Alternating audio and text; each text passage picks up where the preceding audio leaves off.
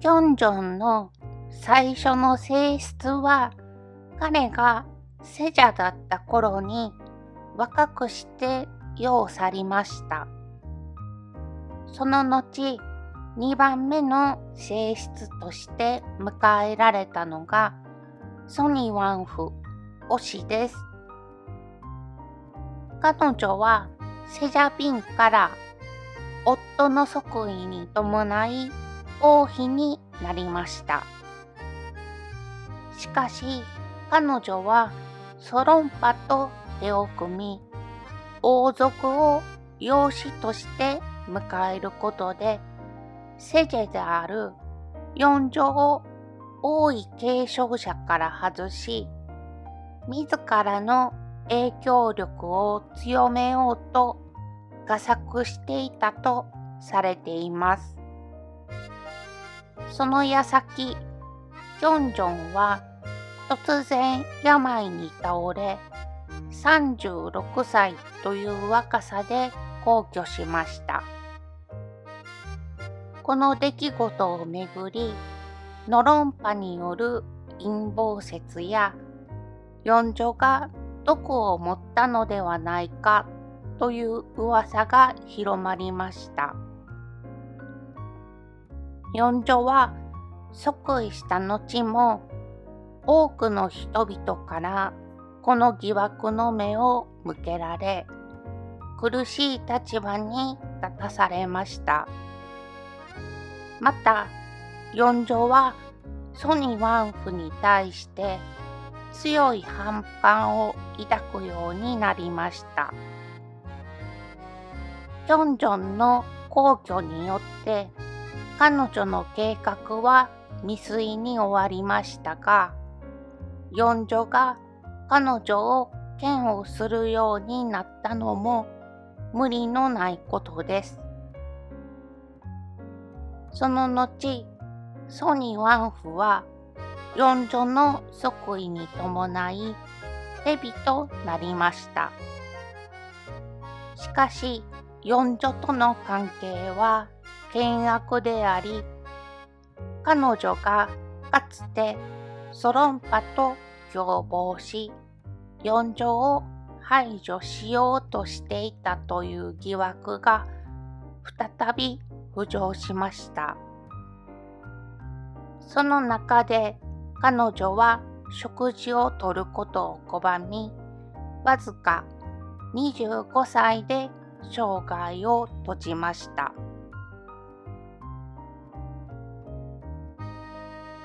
キョンジョンが世を去った原因は食あたりとされています。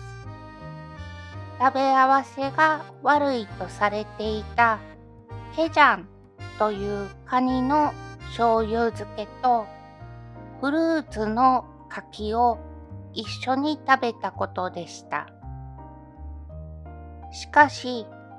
いくら病弱とはいえ、それだけでなくなるものだろうか。ケジャンに毒が盛られていたのではないかという噂が王宮内で広まりました。この噂が広がった背景にはいくつか理由があります。まず、イカンたちはケジャンとカキの食べ合わせは禁忌だと強く反対していましたが、それにもかかわらず、四女がこれを強く勧め、キョンジョンに食べさせたとされています。さらに、キョンジョンの病状が悪化した際、治療法をめぐり、イカンたちと四女が対立します。その際、四女はイカンたちの反対を押し切って、人参の煎じ薬を処方させました。その夜、キョンジョンは回復することなく、息を引き取ります。四女はかねてから医官たちの意見に耳を貸さなかったそうですが、四女が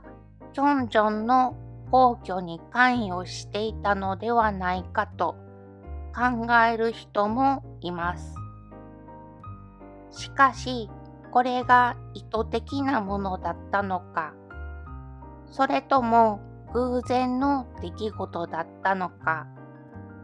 今でも謎に包まれています。また、キョンジョンに子供がいなかったため、彼が亡くなれば、王位が四女に渡ることは明白でした。この点から四女には動機があるとの見方も存在します。ただし、これらはあくまで憶測であり、真相は明らかではありません。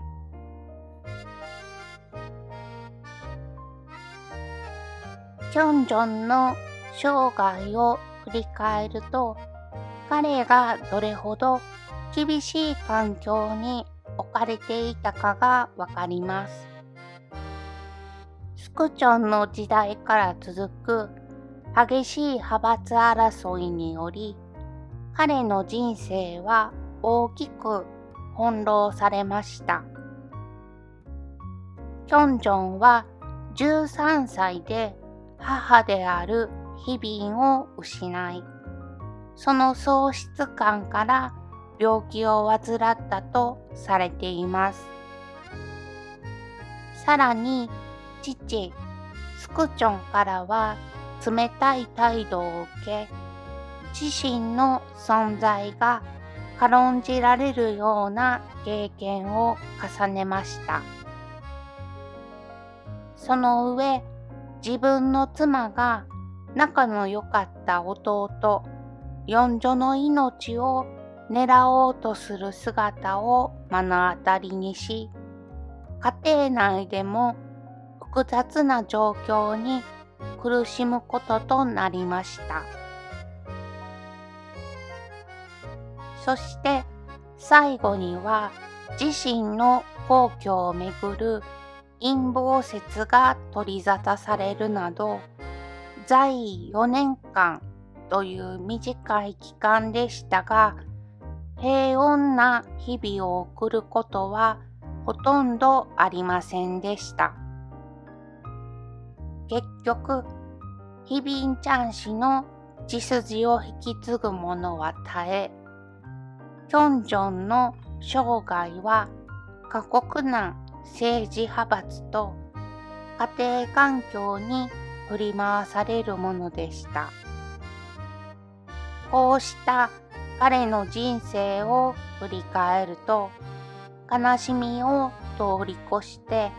胸が締め付けられるような思いになります。彼が抱えた孤独や苦しみは計り知れません。キョンジョンの家系図を見ていきましょう。子供がいなかったため、妃のみの記載となっております。最初の正室、谷ワンフ・シム氏が若くして亡くなったため、継室として17歳年下のソニ・ワンフ・ポ氏が迎えられました。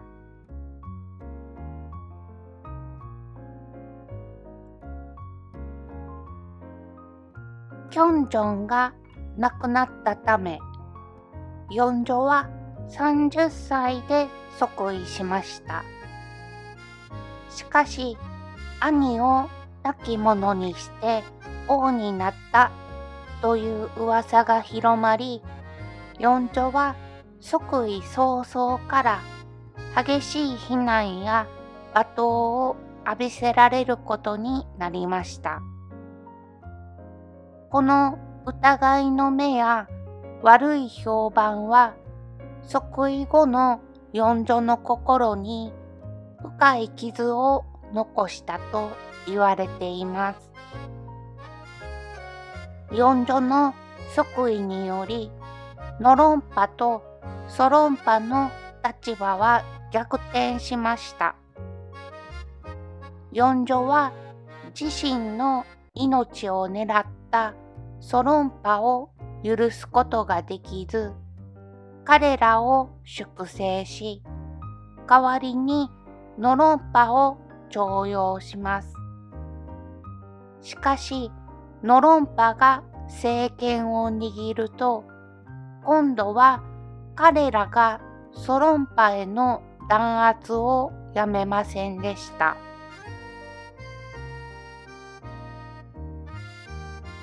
こうした状況を見た四女は、タンピョンチェクを導入します。ノロンパを解任し、一部のソロンパを復帰させる政策を取りました。さらに、ノロンパとソロンパの双方から重要なポストに人材を登用し、お互いを牽制させることで派閥間の均衡を図ります。これにより王権を強化し、政治も安定していきました。このタンピョンチェクは、四女の治世を代表する政策の一つとなりました。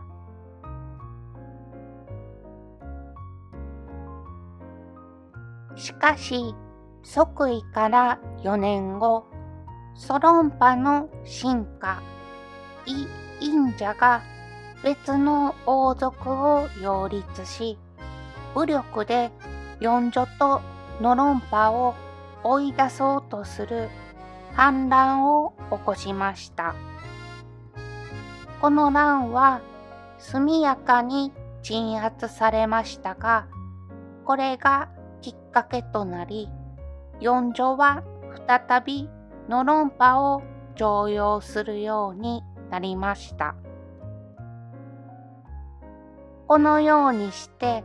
ノロンパが優位な状況は維持されつつも、ソロンパも一定の力を持つ状態が保たれました。四女の努力による派閥の均衡は1860年代まで約140年間ほど続く政治の基盤となりました。四女は82歳で亡くなるまでの52年間、朝鮮王朝で最長の在位期間を誇り、多くの改革を進めました。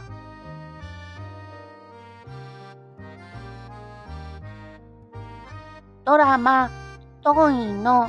最後の方で、幼い四女が婚礼を挙げる様子が描かれていました。ただし、四女のお妃を選ぶ際の王の儀にまつわるエピソードは、ドラマの創作と思われます。チョンソン・ワンフ祖師は12歳の時に当時10歳だった四女と婚礼を挙げました。その後、四女が即位した際、彼女は32歳で王妃となり、65歳で亡くなるまで33年間にわたり王妃の座を務めました。この在位期間は朝鮮王朝史上最長記録です。彼女には子供がいませんでしたが、四女の側室から生まれた子供たちを自分の子供のように慈しみ、可愛がったそうです。彼女が亡くなった後、四女は彼女を埋葬しましたが、そのお墓の隣には自らのための場所を空けていました。これは亡くなった後も彼女の隣に寄り添いたいという四女の思いの表れでしょう。このことからも四女が彼女を大切に思っていたことがうかがえます。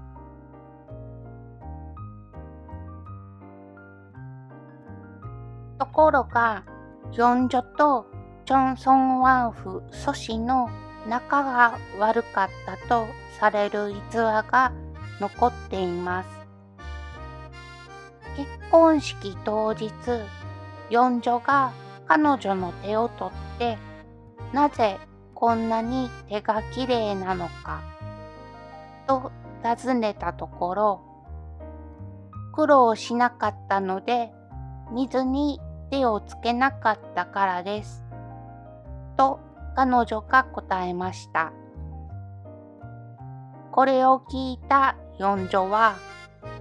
母を見下しているのかと激怒し、それ以降彼女の元を訪ねることがなかったというのです。しかし、この逸話は創作された可能性が高いと考えられます。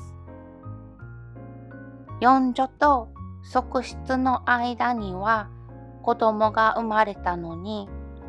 王妃に子供が生まれなかったことで、周囲で様々な憶測や噂が立てられた結果、こうした逸話が生まれたのかもしれません。また、幼少期に結婚した場合、成人する15歳頃まで寝室を共にすることはなかったとされています。したがって彼らの間に実際に大きな確執があったとは断言できません。四女は愛情深い一方で